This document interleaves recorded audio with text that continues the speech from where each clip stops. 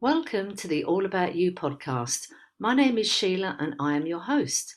In this podcast, I invite people to tell their stories of their travels, hobbies, and passions. These podcasts are also now available on my All About You YouTube channel. So if you have a story to tell, please contact me on allaboutyoupodcast@yahoo.com and let's tell your story. Welcome to another conversation on the All About You podcast. And today my guest is Glenn Thomas, who is a voice coach. So Glenn, welcome to the All About You podcast. Hi, thank you for having me. I'm a voiceover actor. I do narrations and audiobooks, commercials, that sort of thing, animation. So Glenn, I'm going to be very conscious of my voice now.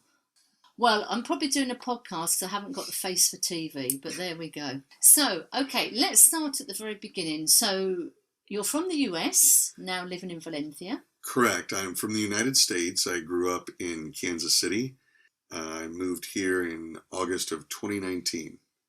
And that's honestly when I started my career in voice acting, was when I moved here. No, I worked in computers for 30 years and I'd become a bit unhealthy. We were working, 80, 100 hours a week. My wife and I came to Spain in 2016 and made a plan to move here. And so we did, and left behind the craziness. And now I do writing and voiceover acting, and my wife does her nice work from home job, and we're much, much happier. So, originally in the IT industry. Correct. Then changing over to voice work. Somebody told you had a good voice, or you saw the job and thought, oh, I quite fancy having a go at that. How did it come about? During the course of my career in IT, I did a lot of talking with customers and things, and would regularly get commented about my voice from people, strangers, family members, whatever. And I did a lot of cartoony voices and characters, and some people thought I was funny. And over time it built up. Really, the biggest person I've got to credit this with is Charity, my wife. She said many times, I need to do this. You have great voice. Why don't you do this? Give it a try, see what happens. And, I put it off and put it off until one day we had just gotten in a cab in 2016 to go to the airport. And this man in Madrid, in a cab, I'd never met him, insisted that he knew who I was. I was the man on his radio, and he wouldn't take no for an answer. He just wouldn't leave me alone about it. And finally, I just said I was that guy, because he was starting to get upset. He was just pounding his fist on the steering wheel. He was, no, you're lying. I know you're it. I was like, sure. And I signed a little oh my God, paper. He asked for your autograph. He asked for an autograph. I signed a little paper, and my wife after that was like, this is your new career, along with writing. And I'd written a bunch of stories and started recording things, and I was still doing IT. And when we moved, she said, that's it. Look, I have a job. You did this crazy job for 30 years. Stop. Take all the time you need to get this done and work it right. Do your writing, do your voice work, do it. And I don't care if you ever make $1, as long as you're putting 100% of yourself into it. And I wouldn't be doing anything like this. I wouldn't be in the health I'm in for moving here if it weren't for her. She pushed all of that and was supportive of it, which was the most important thing. She was incredibly supportive through all these silly, oh, I want to buy this, I want to go do that, and, guys and their toys. So we want to buy all our toys for the thing. She was supportive over that. She was supportive over my initial depression from transitioning. And I lost my mother that year. So without her, I wouldn't be doing anything like this. It's really all her. So really, we've got the guy in the taxi who was swearing blind you were this person. Yeah. And then your wife giving you green card. Okay, right, go on, go for it. Now's the time. You're transitioning from one country. You're leaving your professional career behind you. Now is the time. I mean, that's cool. Well, there were many other little incidents along the way, but none as profound as the man in the taxi. So basically, you were being told this is what you really need to pursue this. Exactly, because Charity, again, kept reminding me over time, at every little time something like that would happen, she would give you a little dig in the ribs and say, hey, that's your cue. You need to do this. And me being the stubborn American Midwestern guy that I am, I was like, no, I must work 100 hours a week and provide and make lots and lots of money. It doesn't matter that I'm miserable and unhappy. She's like, we saved money. We have money in the bank. Just, I'm working enough. You just do it. And she said, just set a goal for yourself. You know, what's your financial goal? Give yourself a financial goal. And that financial goal was make enough to pay the bills or buy some groceries. You know, start small, and just to make myself feel better as a person, because I want to feel like I contribute. And, you know, I've struggled with that a lot with doing this job, because for 2 years it really didn't go anywhere. You know, a little Fiverr and other websites like that for work where, you know, the most I'd ever made was 50 euros for a gig. And she didn't care. It didn't hurt my ego at all that she was working, because I had a very strong mother that way. She was really the breadwinner in the family. They both worked at Ford, but she ended up making more money because of the overtime and things. So this never bothered me. And she was very adamant about the fact that I spent all these years working hard. She has too, but if she can work and be happy and comfortable, then that's all we need. And so it's really made a huge difference. Yeah, so it's teamwork, isn't it? Yeah. And having the support of a good woman behind you. Yes, she is fantastic. Oh, so let's start at the very beginning then. So when you were doing your techie job, did you start researching about being a voiceover person, or how did you even come across it? Because we all come across, you know, people on TV and we think, oh my God, their voice is like, I always say, Galaxy milk chocolate. And, you know, certain actors and actresses will do adverts, and as soon as you know, yeah, that's the voice, and they tend to get a contract with one particular company. How did you sort of find out about what the possibilities are for voiceover work? Well, two people are friends in radio. Well, they had encouraged me also to play around. They had me in some little commercial skit they'd done because I was their neighbor. So they said I had a great voice, and that was encouraging coming from a man in radio. And I had no experience with anything like that. And then they had told me about different websites I could go to for jobs and to look things up. They said, go look at these websites and look at what other people do and sound like, and go from there, you know, and see if you want to pursue this. And when we had moved here, we had a good close friend, and she still is, Laura, and she was from Finland. And the first time we met, she was like, you have an amazing voice. You need to be selling whiskey or something like that, yeah, you know. Absolutely, a real man's voice. Yeah. Right. She said, you need to be selling things. Like, you can sell whiskey and whiskey. And but she said, you know, you have that certain kind of voice. And I was like, well, that's great. Thanks. And she's like, she worked in copyright for images. So she did a lot of work with entertainment. And her husband, who was her fiance at the time, works in Hollywood. He works out of Vancouver and is a like a lighting man for movies and TV series.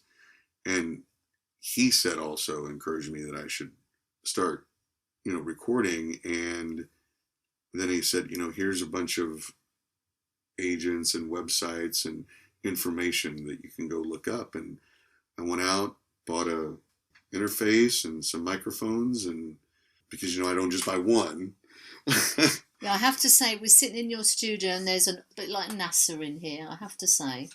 Boys' toys. Yes, it's a bit over the top for what I do. They're the ones that really got me the information. Charity was the support base, and they were my sort of professional guides. They were really my people that pushed me into it seriously as a career, because for a year I just kind of was like, I know, maybe I should just go find another IT job and go back into that and be done with it. And Charity got angry. He's like, no, I didn't support you for a year with your bullshit just to have you quit. No, I worked, blah, blah, blah. I got like a parent lecturer, and she called me out pretty hard, and yes, ma'am. And it helped snap me out of the, a bit of depression I'd been in because my mother passing too. And that was all I needed to get motivated.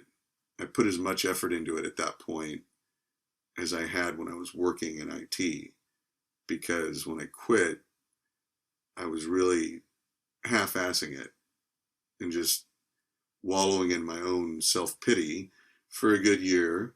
There was the COVID and the lockdown here, and so it was pretty easy to do, but she got a little angry with me and kicked me in the ass, and not literally, although I'm sure she would have liked to. As we say, she told you your fortune and put you right frame of mind, right, actually, I've had a year off, now I'm going to crack on.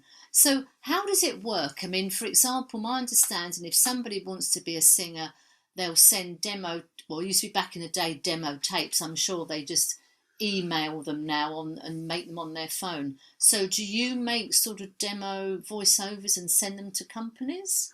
I do that sometimes. I just actually did that with a whiskey company. So we're back to the whiskey. Right. And there are a lot of websites. For singers, it's different than voiceover actors. Is a very sort of specific niche in that regard. A voiceover actor, there's websites galore. There especially things like Fiverr and Upworks and all these little gig-oriented websites that people advertise a lot of video and audio, all these very specific needs they have, because the market today is very audiobooks, YouTube, Instagram, things like this, Amazon. You can do anything to self-publish yourself in these mediums and find work, right? So you literally just need exactly what you have set up, a computer, a USB cable with a microphone somehow. Price point for entry is minimal.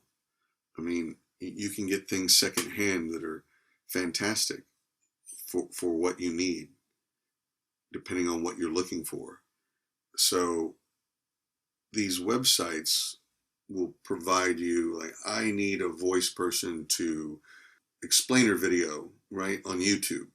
I need it for this, that, and all over the world. It's global, in multiple languages. So if you don't speak English, you can do it in Spanish. Or if you speak Spanish as a second language, or French or Arabic, you can Hindi.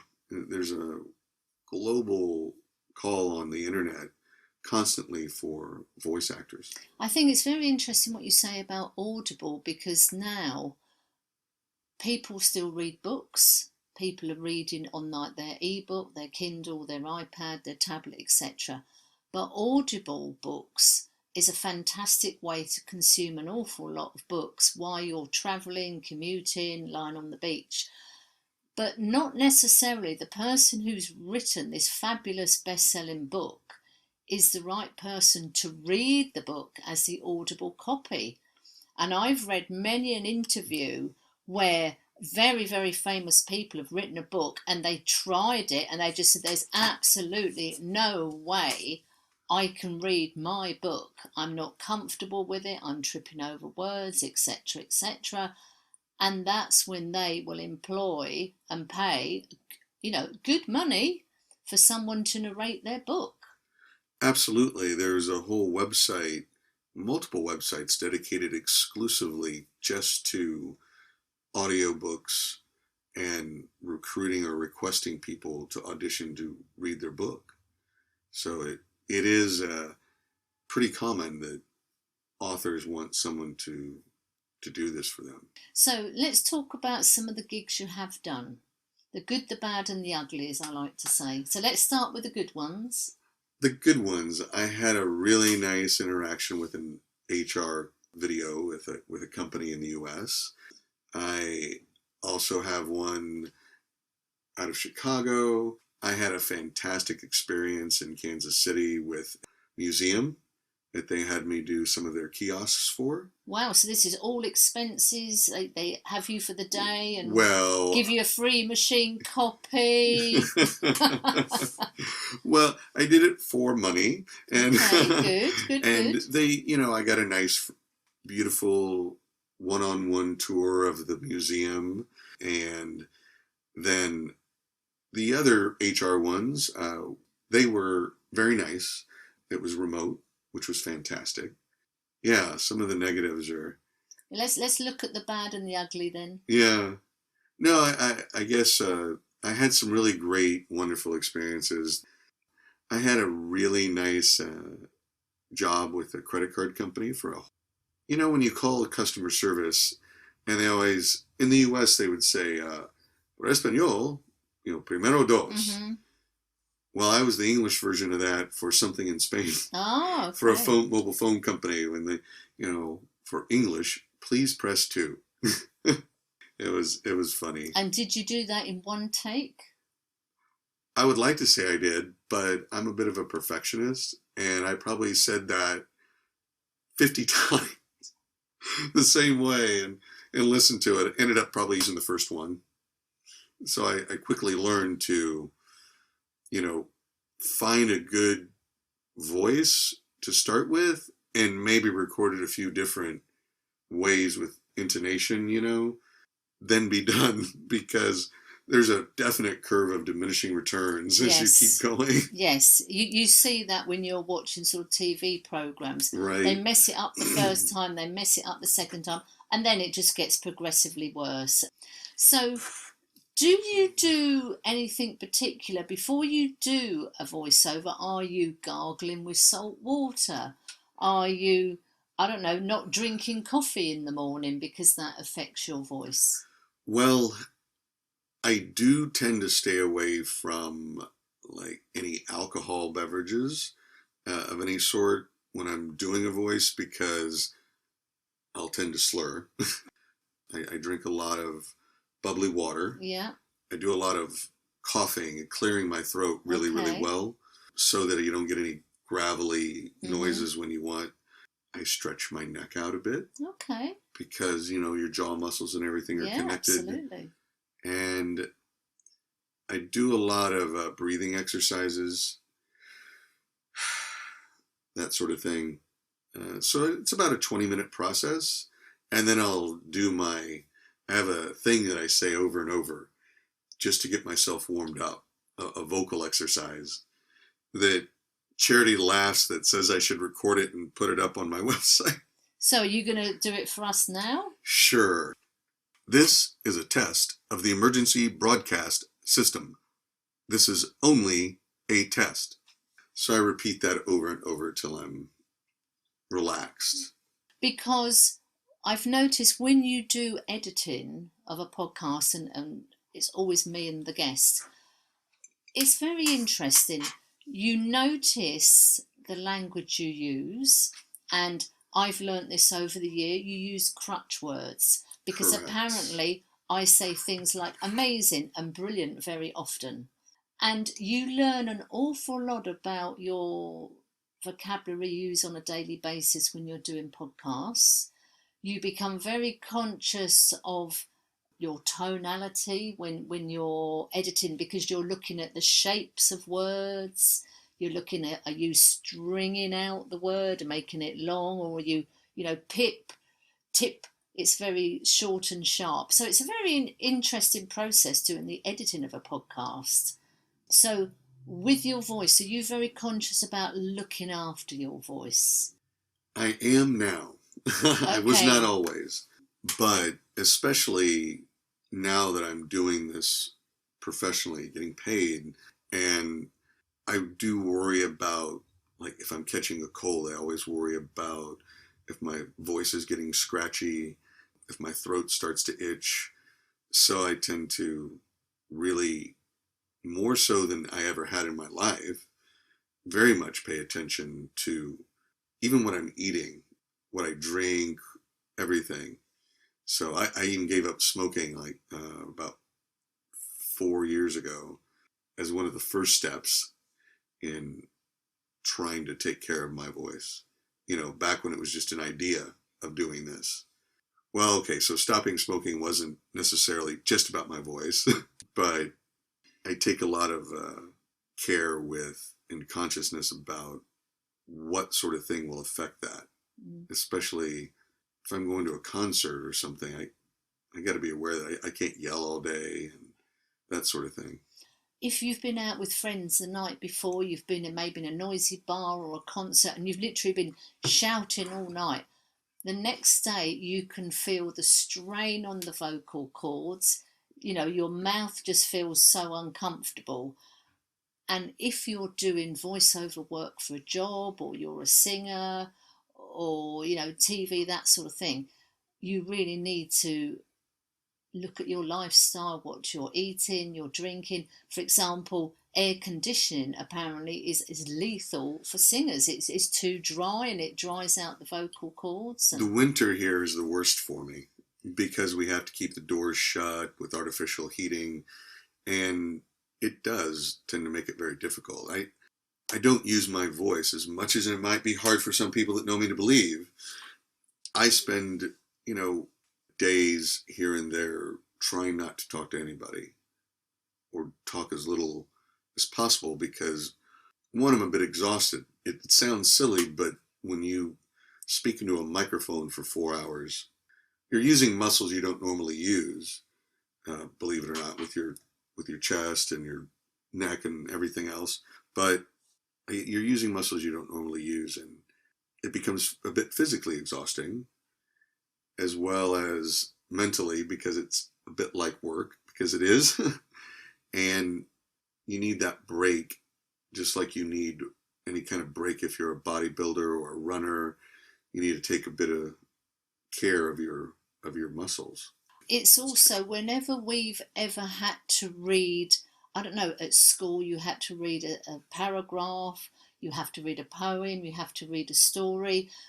Maybe in your adult life you're giving a presentation, you're leading a meeting, and you've got to read out some information. We've all been there. We've had something that we really understand, but we're trying to read this almost script out to other people, and something that we've probably written ourselves. We know the content back to front, but when you try to read it or present it to other people, we've all been in the situations where we just can't literally spit the words out.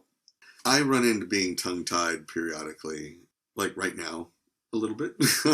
Can't believe that, Tom, for one moment. I tend to not be very nervous when I'm stepping up to a microphone for some reason, except for that crutch word. There's mine. To use quite a bit to try and fill dead space. But the interesting thing about let's just talk about this. I was watching Boris Johnson on the TV the other day, and he is a huge ummer. Every second word is an Now, what I don't understand, and this isn't a rant, this is talking about voices. He has probably got a plethora of professional communication people, media people, voice coaches. So why is he still umming? He's got the written document in front of him. I'm sure he's rehearsed it, but he's umming all over the place. I've researched this, actually, and read several psychological articles concerning this. I'm a bit of a nerd sometimes. Um, it is a natural reaction when you speak and you need a pause in your speech because you're thinking of what you need to say next, or it's because you're processing and thinking about how you need to frame what you're saying. It gives your brain pause before speaking. It's sort of like the de facto filter that your brain uses to keep you from saying something you maybe regret, or maybe it wasn't quite what you wanted to say, or Yeah. phrase the way you wanted it, or come out the way you wanted it, or even thinking about how the tone you want to use, or what inflection you want. Your brain is processing all this, and if it's not quite right, you end up with an it means you're thinking and it's a natural thing that many orators use to give themselves time to make that change to how they were going to speak.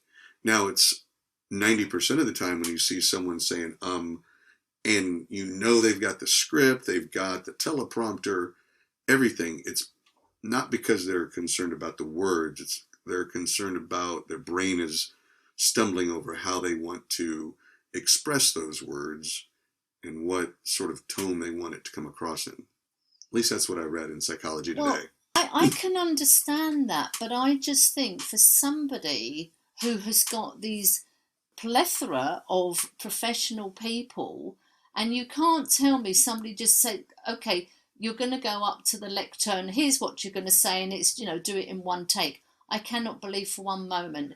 And the other thing with particularly, and with Boris Johnson, because he's a classic example, I have a real problem listening to him because I'm concentrating on the crazy hair, the skew with tie, and the hand that is just pointing, and I'm waving my hand around like Boris Johnson does.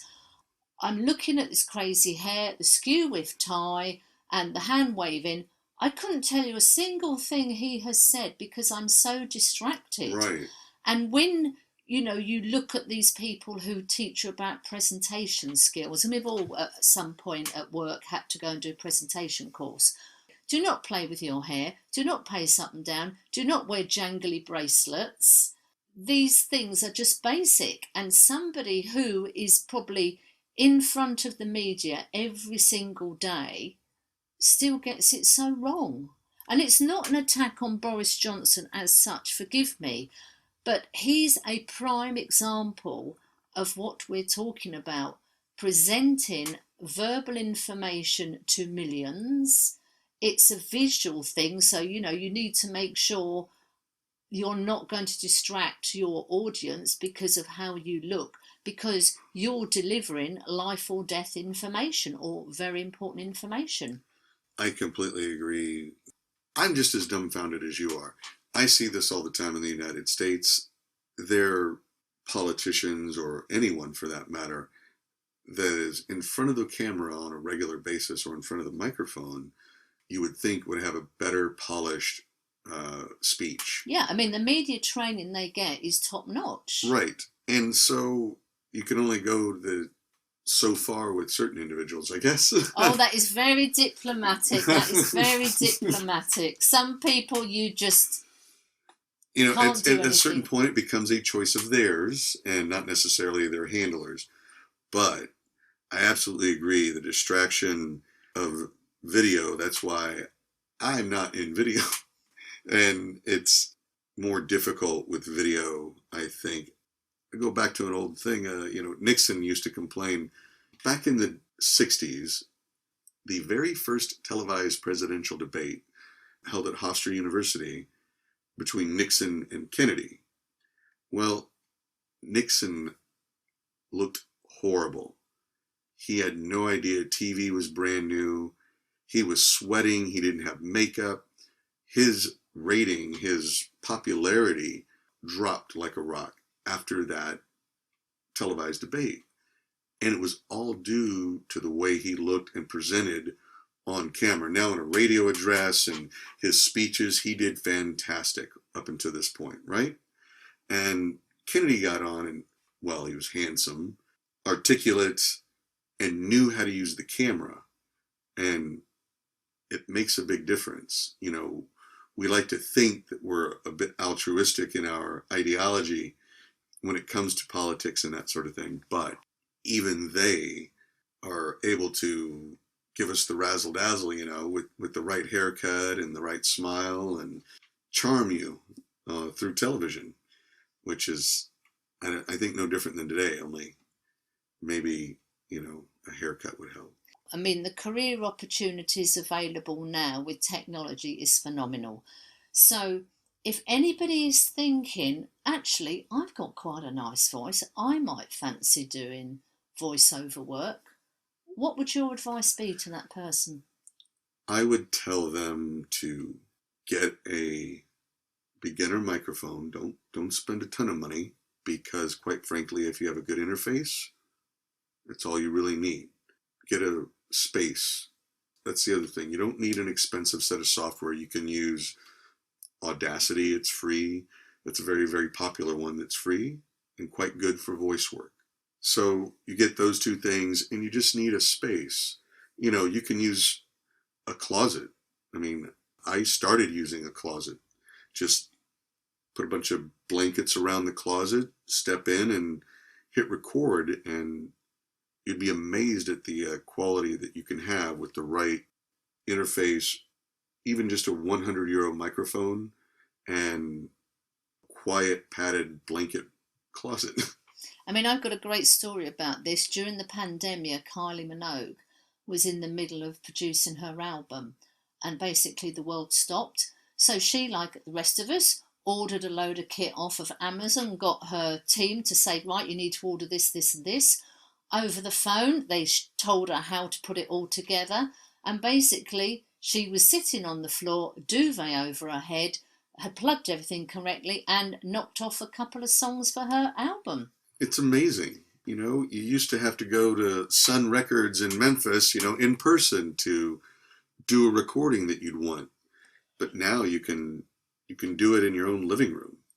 Really, someone doesn't need to spend an absolute fortune, but just get yourself in front of a microphone, do a bit of reading, tell a few jokes, tell some stories, Sure. tell people what you had for breakfast.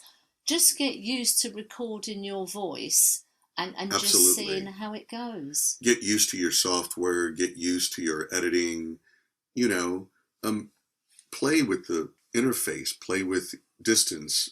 A lot of voice recording, between good and bad, sometimes with inexperience and experience, is placement of the microphone in accordance with your voice.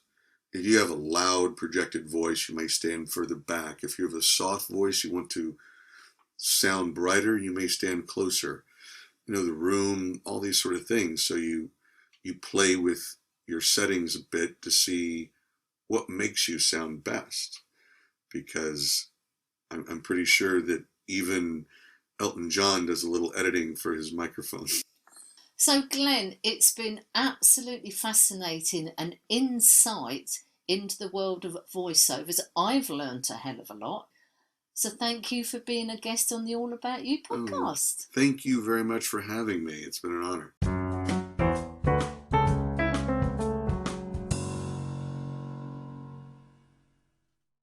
I hope you enjoyed the conversation. Please subscribe on whatever platform you are using. It is free, and if you would like to tell your story, please contact me on allaboutyoupodcast@yahoo.com and let's tell your story.